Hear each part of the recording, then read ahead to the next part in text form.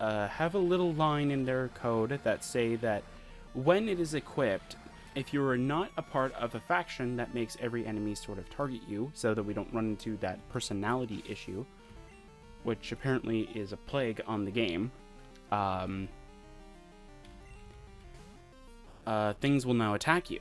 So I was trying to make sure that each and every one of the items, so even if you equip the sword, enemies will attack you on sight kind of thing. If you have the armor equipped, it does the same thing. If you have the hood, like if you only have one of the items equipped, you'll be fine.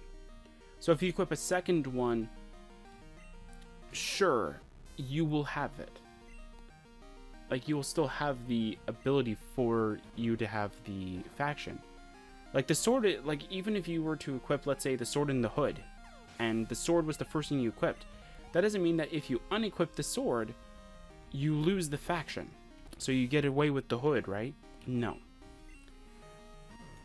The code works that, like, as long as it is the last one, when it is unequipped, it will remove you from the faction. Like, I was trying to figure out what was going on, and then one issue that I had, or technically the first one that I had, was that, what was the first issue? Oh, wait, yeah. So the first issue was that when you get towards the area in which that the armor is, like, when you get close to the container, you get the faction's added to you automatically. And I was confused by why that was happening, because it shouldn't have happened. Because that was the first problem. And the second was that, like, as soon as you try to, so even if you were to use the console to kind of remove you from that faction, and then you start equipping items, only I think it was like some of the items were giving you the faction and other ones were not. It was either that or, like, it would work as intended to give it to you, but it wasn't removing it, which was problematic.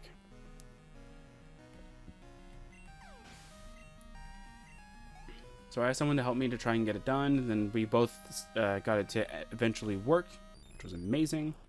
I'm very happy about it. So now, the only problem is, like, how do we make it so though, like, the person goes, like, so though that that quest that the Dragon Lord has that is associated to having that faction thing, how do we get it to sort of work now? And the answer is kind of obvious, isn't it? When you escape the Imperial City sewers, or when you first install my mod kind of thing, that's when the Dragon Lord and the Dark King sort of factions, or their quests technically, their hidden quests that deal with all the faction stuff, proc. That's when they both work. And they both make sure that you are vilified of bandits and marauders and necromancers and conjurers and even certain creature factions. The only ones that I haven't done is goblins, but I haven't really done much testing to figure out if goblins actually do hate you when you wear the armor. So I'm going to figure out through the Dragon Lord's armor of the different goblin areas. I can't remember them all. I did like one, and I think one of them is like automatically, I think one of the goblin clans is already dead, I think, when you get there, or is like or is being attacked or something like that. So I got to figure out like if they would actually attack you, because if they do, then obviously I have to go and add the goblin clans over to that, or grab that specific goblin clan, because obviously they do not like they obviously love the player because of their personality. I know for a fact that normal goblins will attack the player, but it's the clans in particular, because they have a special name kind of attached to it. They have the clan name in their name kind of thing. I think one of them was like Breakneck or something like that, or Brokeneck or something like that, or Broken Tooth or something like that. Anyway, so like it's called like they're called like Broken Tooth Goblin, whatever they are. So like goblin shaman, let's say.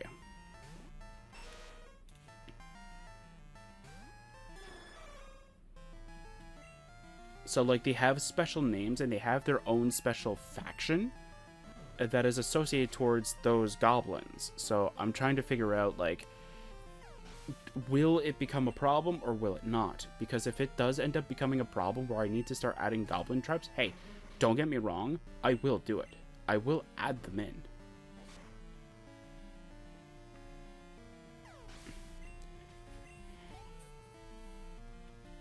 And in case anybody is, like, there's a few things that I wanted it to be done through, scripts in general. And there's actually a very good reason why I want it to be done in scripts rather than just changing the overall, like, a base game of Oblivion. The reason why is because, like, I'm a very big nostalgia kind of guy, specifically for Oblivion. I could go through, like, Oblivion 100 times, and I'll still find some way in loving it. And also technically hating it too, but that's beside the point.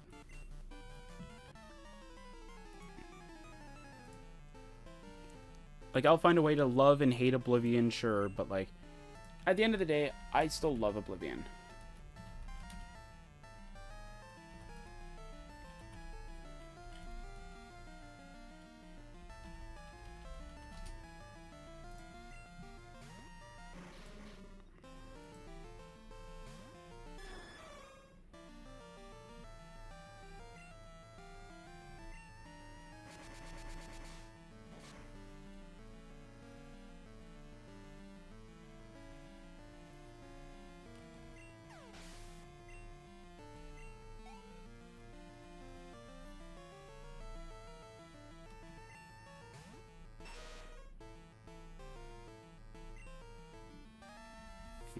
Okay.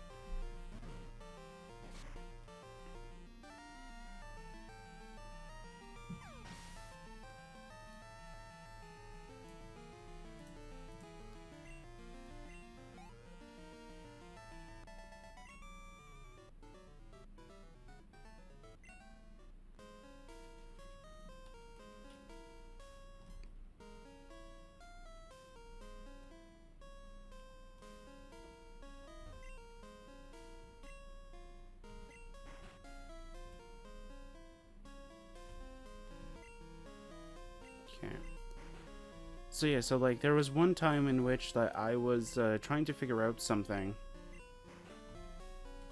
And that something specifically was like trying to figure out like how I can change the light spell graphic to being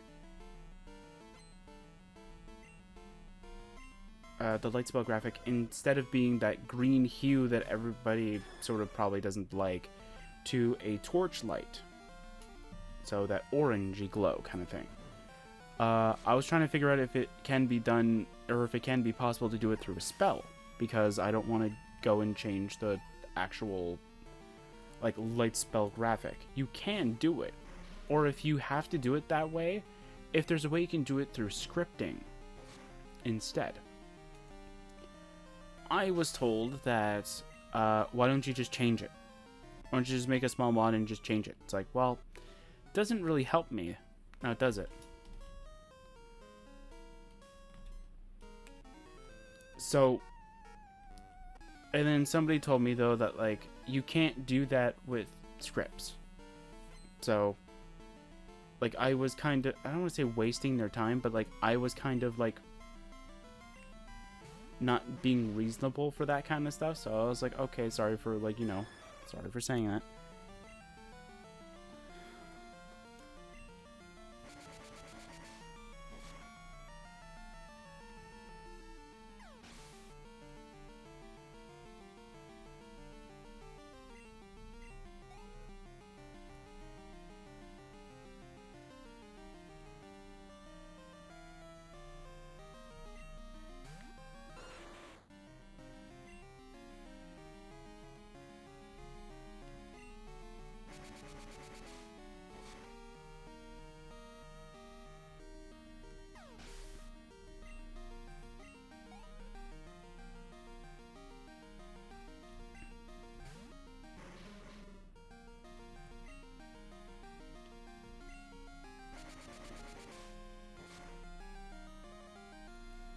yeah, so when I was told that, like, it's not possible to do it through scripting, somebody else tried to help me out. And I think this was the first time, I think, that we started, like, communicating over that. And I was really happy, so. Because we were able to get it to work, so.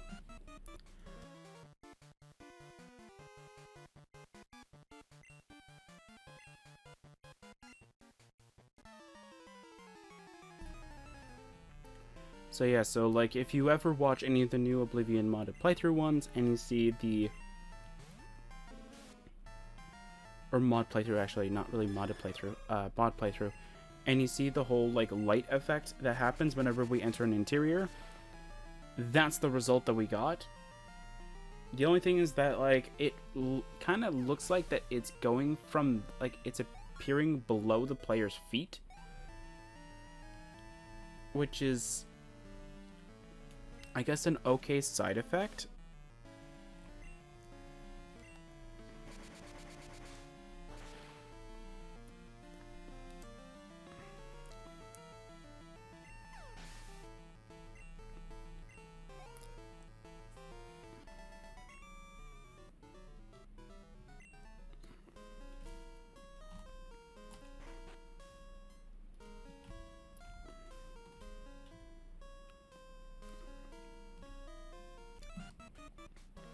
Like it's an okay side effect that it appears like it's coming from the ground though, but like it is not something that I really would want at the end of the day.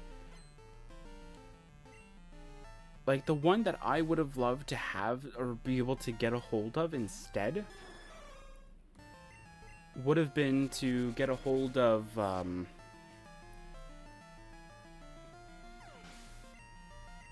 brain will catch up soon. Like if it actually like occupied the same space on the screen as a normal torch. Now I don't know if you have to do that through third person or first person. Doesn't really matter now because I use a third person camera changer thing. So, or an immersive camera where like you can actually see your third person self kind of thing. It looks weird because of the animation mod that I'm using. Even the archery one, I think the animation one that I'm using, I think is also kind of weird. I'm thinking of changing the archery one though. So I'm thinking of changing that one a little bit to a different one that I know of and seeing if that one will look a lot better than what I am currently using. It's not that I don't like the one that I'm using. I liked it a lot before.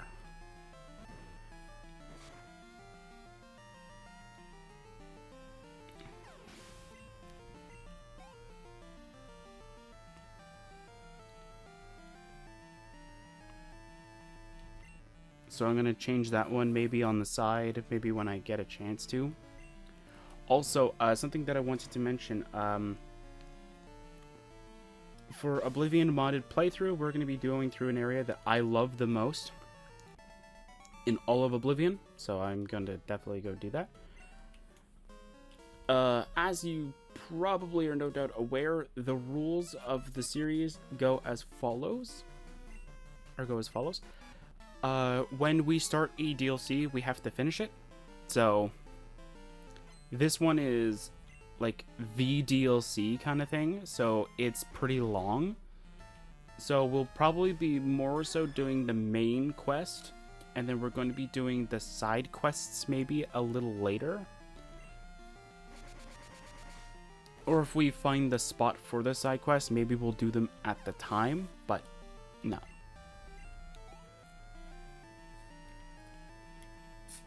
I don't think we'll be able to do all the side quests, though. Well, technically we will be able to do all the side quests, but we won't be able to do all the quests.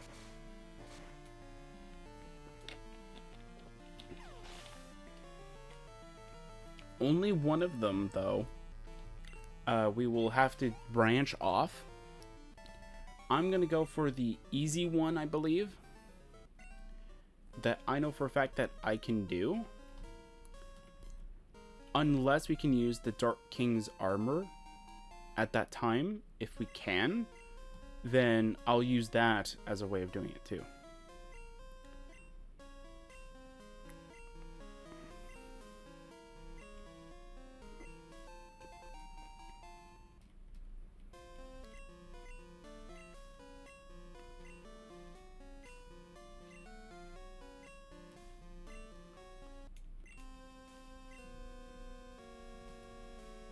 Yeah, because I'm trying to remember. Yeah, because I think, like, if I remember correctly,